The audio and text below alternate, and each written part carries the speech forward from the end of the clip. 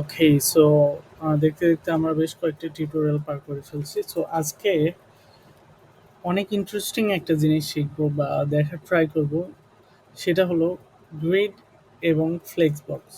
So grid এবং flakes box দুইটাই কি একসাথে ব্যবহার করা যায় কি না, এছাড়াও গ্রিড গ্রিডের সাথে ফ্লেক্স বক্স ব্যবহার করলে লেআউটটা আমরা কিভাবে আহ, সুন্দর করতে পারি বা আলাদা আলাদা ব্যবহার করলে কিভাবে করতে পারি সেই জিনিসটা দেখার চেষ্টা করব। ওকে, সো আমরা এর জন্য যেটা করছি সেটা হচ্ছে এইচটিএমএল এর মধ্যে আমরা জাস্ট একটা প্যারাগ্রাফ টেক্সটে হেডিং এর মতো করে নিয়েছি। দেন হচ্ছে ডিভ এর মধ্যে home source and log out তিনটা ডিভ নিয়ে এটা হচ্ছে ফ্লেক্স বক্স হেডারের জন্য তৈরি করছি।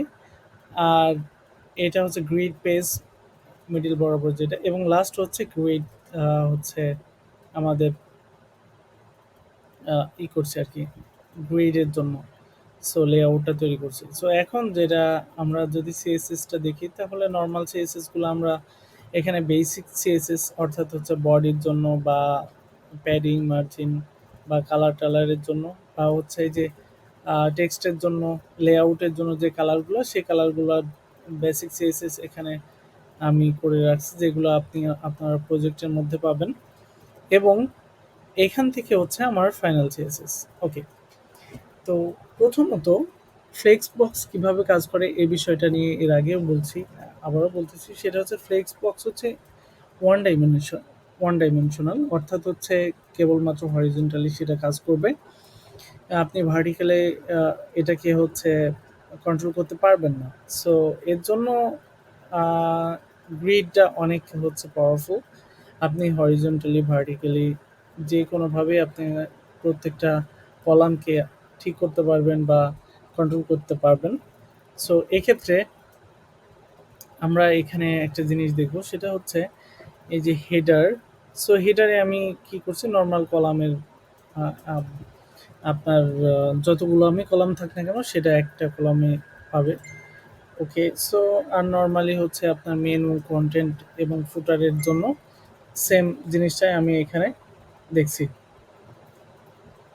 ওকে, সো এখন আমরা যেটা করব সেটা হচ্ছে এই যে গ্রিড বা হচ্ছে এই যে আমাদের হেডারের উপরে সিএসএসটা, সেই জিনিসটা আমরা ফুটারের মধ্যে করার চেষ্টা করব। ওকে, সো এর জন্য আমরা যেটা করব সেটা হচ্ছে হেডারের এখান থেকে আমরা এটাকে কপি করে নিয়ে আসি এবং এই হেডারের এখানে এটা পেস্ট করি। সো এখন আমরা যদি একটা রিলোড দেই, সো দেখতে পাচ্ছি আমাদের এই হেডার, অর্থাৎ হচ্ছে উপরের যে হেডারটা, আমাদের এই হেডারের মধ্যে তিনটা রো পাইছি। এখন আমরা এখানে এসে আমরা যেহেতু হেডারকে ধরছি, সো হেডারকে এখানে কি করব, সিম্পলি হচ্ছে display flex flex display flex করলাম। এবং এক্ষেত্রে আমাদের এই লোগোটা যেহেতু রাইট সাইডে যাওয়া লাগবে, সেক্ষেত্রে আমরা কি করতে পারি, এখানে যদি আমি স্পেস বিটুইন বা আদার্স কোনো প্রপার্টি ইউজ করি, যেমন হচ্ছে জাস্টিফাই কন্টেন্ট স্পেস বিটুইন, এটা দিলে কি হয়, এটা দিলে আমার হচ্ছে তিনটা তিন জায়গায় চলে যাচ্ছে। সো আমার আমার দরকার দুইটা এক জায়গায় এবং আহ, আরেকটা এলিমেন্ট হচ্ছে সবার লাস্টে। সো এটার জন্য যেটা করতে পারি সেটা হলো আমি এটা উঠাই দিই এবং হেডার ডট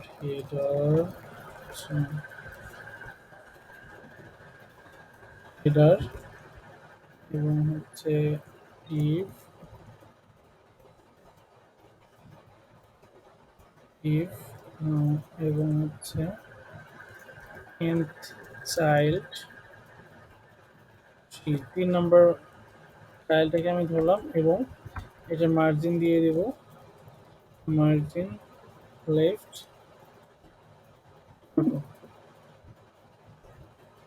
সো এটা যদি আমি সেভ করি, তাহলে আমি দেখতে পাচ্ছি যে অ্যাজ ইউজুয়াল উপরে যে লেআউটটা আমার আছে, অর্থাৎ হচ্ছে হোম এবং সার্চ বার প্রথম অবস্থায়, এবং লাস্টের দিকে হচ্ছে রাইট সাইডে হচ্ছে লগ আউট বাটন। সো আমরা গ্রিডের মধ্যে ডিসপ্লে ফ্লেক্সটা ব্যবহার করতে পারছি, এবং দুইটা ব্যবহার করা যায় কিনা সেটাও দেখলাম। এবং এছাড়াও আমরা যে কোনোভাবে কন্টেন্টগুলা এইখানে ম্যানেজ করতে পারবো। সো মেনুর এখানে আমি হচ্ছে আহ, দুইয়ের মধ্যে এক আছে, সো আমি এখানে কলামটা হচ্ছে দুই দিয়ে দিব, আর এখানে হচ্ছে -1, হচ্ছে 1 করে দিই, বা হচ্ছে 2। স্পেসিংটা এখানে পাবে না।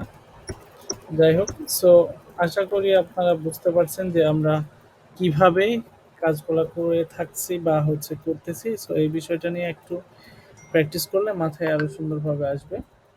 সো আশা করছি বুঝতে পারছেন। So thank you so much.